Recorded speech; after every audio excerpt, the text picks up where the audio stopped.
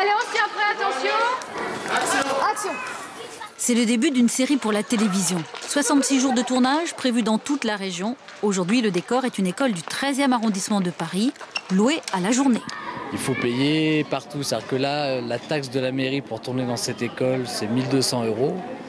Il faut savoir qu'il y a tout ce qui va autour. Il faut payer le stationnement, il faut ventouser les rues pour pouvoir garer nos camions. Le truc important, c'est que c'est une entreprise itinérante. Avec plus de 1000 tournages l'an dernier, dont celui de Woody Allen, la région Île-de-France a bien compris l'intérêt de choyer ces entreprises du cinéma.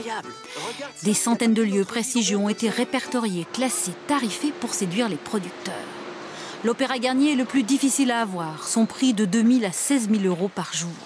Le château de Versailles, 7 500 à 15 000 € par jour pour filmer la célèbre Galerie des Glaces. Le Louvre de Belphégor et Adèle Blanc-Sec coûte entre 8 000 et 16 000 €. On a un décor absolument exceptionnel que vous n'avez pas à peindre, que vous n'avez pas à créer, que vous n'avez pas à meubler. Vous avez des équipes à votre disposition extrêmement mobilisées. Très prisée, la Tour Eiffel est gratuite la journée seulement. Mais cette vue extraordinaire de la Cité de l'Architecture a un prix, entre 800 et 16 000 €.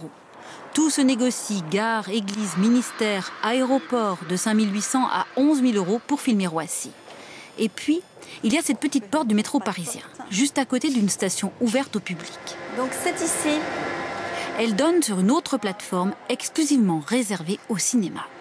En fait, comme c'est un studio, on peut faire ce qu'on veut, quoi. La décoration, c'est les désirs du réalisateur. Il met le film à ses couleurs. Le nom de la station, c'est pareil. Ils peuvent très bien imaginer que cette station devienne Concorde. Évidemment, on ne peut pas tourner à Concorde, donc on vient ici et on le fait la journée.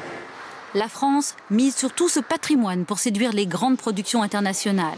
En 2010, elles ont dépensé 150 millions € dans la capitale. La production audiovisuelle et cinématographique, c'est 120 000 emplois en Île-de-France, donc il y a un enjeu en termes d'activité.